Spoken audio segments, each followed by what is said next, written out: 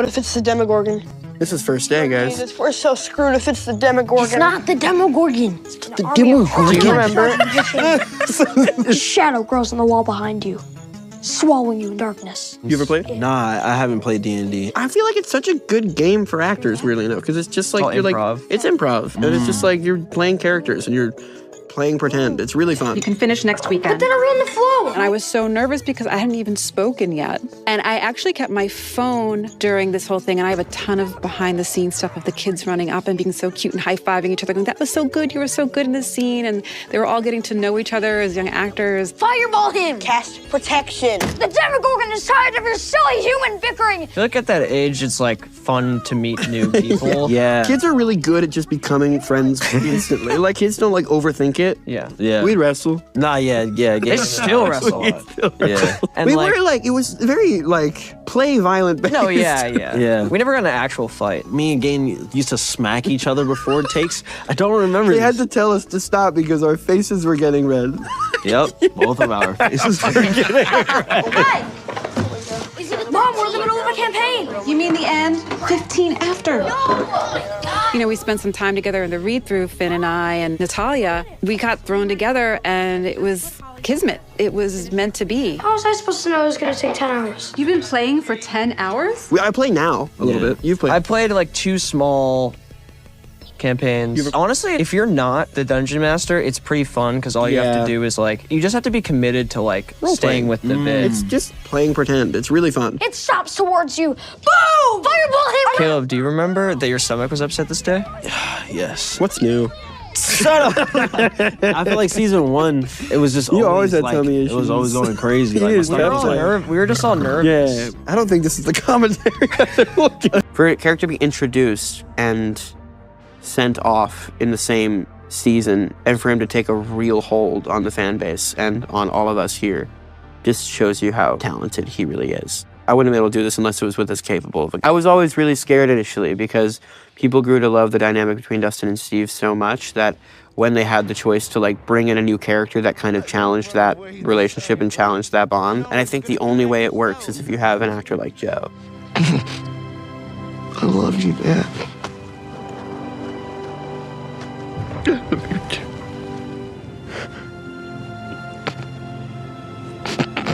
Eddie. Eddie.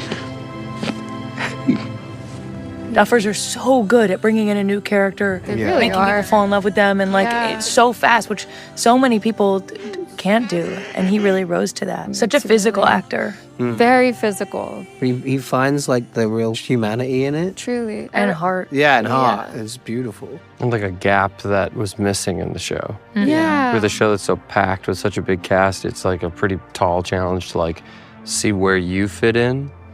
And he found his own unique place and did it so well. I love shooting this. This was so cool. So the lighting and tone of this season is so cool. Donna, Blondie, Bowie, Beatles, music! We need music! Is this the scene where I pin her to the chair? Oh, Natalia, I remember when you were working on this. I was in a really weird mood this day, I remember.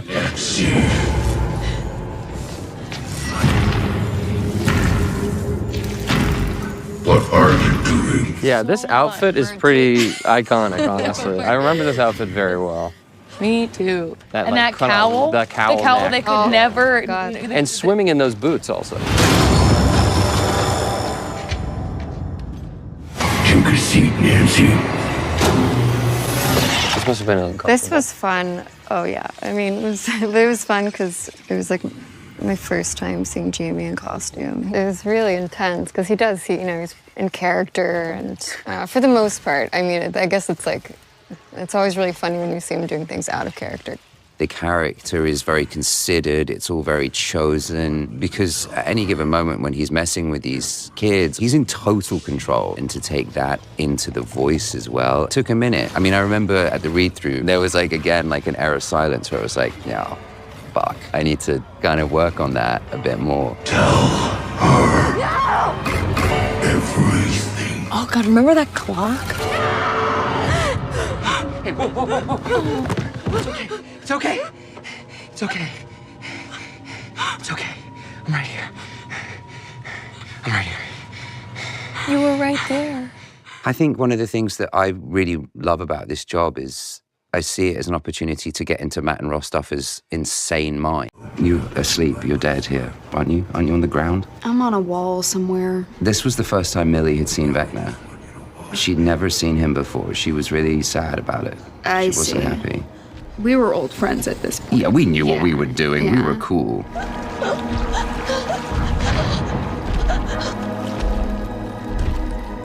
I'd been there a long time on this wall, on this door. You were so good in this season. I mean, you're so good, full stop, but you were so great. Such a nice journey for you and your character. It was beautiful. Don't be afraid. Do you ever miss your hand? I do. I have one. I have a... You do? I do, but it doesn't have the mechanism in it, so it just kind of flops around. I put it on, show people when they come over. Ah, that's such a good little souvenir to have. That and just the sheer trauma of spending 8 hours in a makeup chair. I kept the Walkman. Did you? I did. That's amazing. Yeah. There are people that would kill for that Walkman. I know. Well, I kept one of them. There were several. Did it work? Yeah. Did you have the tape in it? Yeah. That's awesome. So I would listen to it. Sometimes it would, like, if it was a long day, it would kind of be like, oh. But yeah. So fun to film all this stuff. I think I had like a bottom wetsuit underneath my pants. I think it has to be body temperature for that duration of time for everybody who's going to be in the pool, because there's a ton of crew in the pool. 30 feet deep is huge. I found it. You found it? Dustin, you're a goddamn Einstein. Steve found the gate. That's pretty wild. It's more of a snack-sized gate than the mama gate, but still, it's pretty damn big.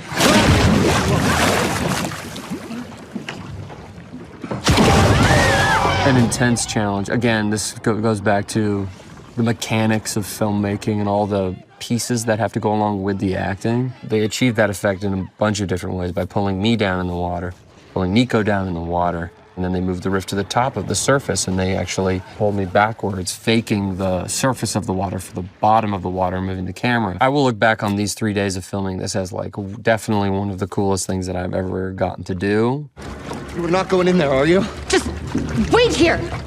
No, no! Tali has this epic dive in, and then Maya, she goes boom off the back, which was an amazing choice that we were all laughing about. Also the way that Joe kind of jumps in, it's like perfect. I feel like the way even that they're just jumping in the water says a lot about like who they are and where they're at and the whole grand scheme of this and the upside down. Cool choices. Man, this is one of my favorite sequences of last season. Oh, this was my favorite day ever. This is the most fun I've ever had. Yeah. This was so fun. This is so cool. The bats looked like they were just like green duct tape and rope. This sort of stuff is like such a dance. Yeah. We got it. Yeah. And then we're like, guys, I think we need to redo it. It was something so technical too. It was, yeah. It was like, that was the perfect one. And then it was like, I can't remember something, it was the lightning. Oh, yeah. I loved season 4. Yo, man, You looked so cool that day, man. Are you coughing up blood in that moment? I think because the bat was chewing on my tummy. I did like throughout lunch, Noah and I would like make up routines. I had bruises all over my body because I would fall to the ground every 2 seconds. My legs hurt for like 2 weeks after. I got really good. Angela! Uh-oh. I want you to say sorry to me. And I want you to tell my boyfriend that it was just a joke. And that we are really friends. Or what? You gonna hurt us with your mean stare again? Rude. You'll just have to cry to your daddy instead. Oh, wait. Can't do that either. She just needs therapy. I'm not defending her, but she just needs to talk her feelings out and not do what she's about to do. Angela! Yeah, that wasn't great. Oh, poor girl. She was just angry. For me, like, obviously reading it, I was not expecting it. It was actually originally written as in a mini golf, and I was meant to get a golf club and whack around the head with it. No more. This is Stranger Things 1, Chapter 8, The Upside Down. So cool. I remember this day very, very well. This is so sick. It still looks so good. I remember just having to like pretend like there was a Demogorgon there when this is the first time that we were acting with nothing. I love this first season so much. Finn is so good in this part here. Look at that. He's so good. He's still so good. This I remember as my first sort of emotional beat of acting. She's gone, bro. Still speechless.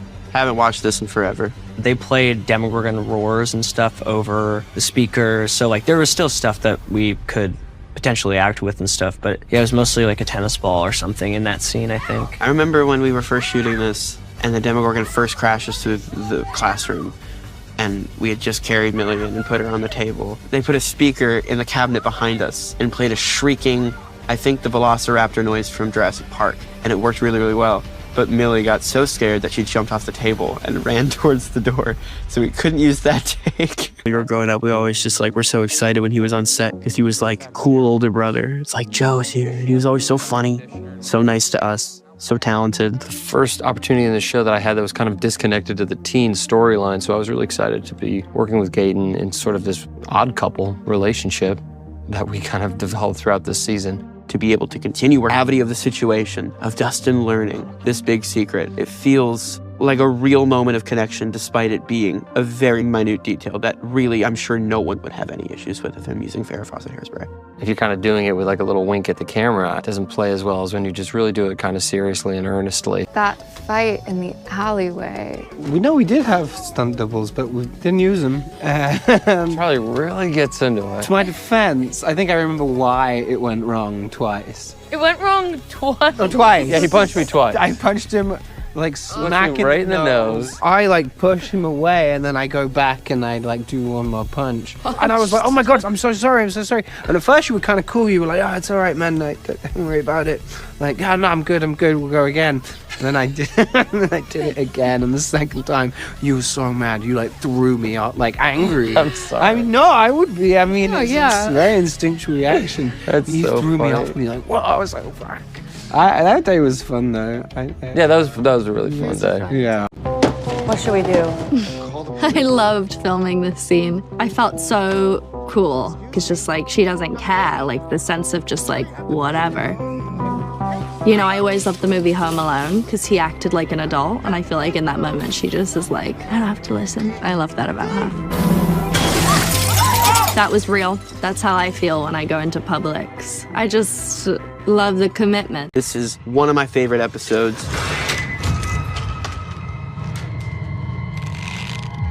In the scene, I was like, everyone has a weapon. Can I have a weapon? And they were like, yeah, you could have this candlestick. And they just gave me a candlestick from the table. And I really used it. There's been a running joke on set ever since this scene. Him and his stupid ass candlestick. There's me, scene 11. There he is. There's the boy. This is classic. This is what it's been building up to this whole time. And Steve's like, who the hell is that? 11 finally revealing that she's indeed alive, has indeed grown. It builds so beautifully. We all know it's coming, but to finally see it, it's so earned after so long. And it's just a beautiful little moment that I'm so happy that I was able to watch be shot, even though I'm just like standing in the back. Those scenes were always so fun when like the whole cast was always in a room because it was obviously very chaotic and probably hard for the directors to wrangle all of us, but awesome to be able to talk with everyone and work with everyone in between takes. The only thing I can remember is the candlestick, honestly. It is like a heavy metal gold. Like even this year when we were talking about weapons, the Duffers were like, don't you just... Actually, we were stalking you. No, we were just concerned because, you know... Well, I did that rub eye thing on purpose, too. Lucas is a weirdo. Is that why you're wearing proton packs? I always felt so connected to Max. I knew that I was really meant to play this role, but I was still so nervous. And every time I went in for an audition, I was like, oh God, like, is this gonna be the time that they told me I'm cut? This was a fun scene. I love working with Gaten. But yeah, Sadie's so great. I feel like it's just like supernatural. This is how we are just in real life. I went in for the chemistry read with Caleb and Gaten, and I think we did do this scene. Such an honor to go trick-or-treating with you. Yeah, I mean, we know where to get the full-size candy bars. We figured you'd want in. That's presumptuous of you. That's presumptuous of you. There was a question of whether or not I was too tall or something. We just got to talking, and I was like, oh, we're just kids at the end of the day, acting like normal kids. It felt right. It was the perfect fit. And I just remember walking away from that and thinking, like, this might work. I think I might be doing this scene again. You're new here, so you probably don't have any friends to take you trick-or-treating. So, you'll come? He's like, nah, she just dubbed us. One thing about Lucas, I think he knows when it's a dub. And he's like, yeah, she just dubbed us. It's a dub, bro. Let's get out of here. Funny this day, Finn could not stop laughing. Joe kept saying random bits and improving, and Finn could not hold it together. It was a great day. It was so much fun. I completely forgot about that scene. It's such a good one. Very Mad Max. I remember having all that makeup on for sure. I was really kind of beat up at that point in the show. The moment of me calling him Nancy. Nancy? An improv on set that we ended up keeping because it was kind of funny. Caleb at that age, like, that was his scream. I know that scream. It's a very high-pitched scream. Yeah. Like, that was just the register that he was able to scream at. It's so good. I can't even do it anymore. It was an iconic scream. I used to do it a lot on set just to have fun. And I'll be like, They're like, who is that? I'm like, Caleb. I can scream that loud. No one could do it. And they put it in, and it was great.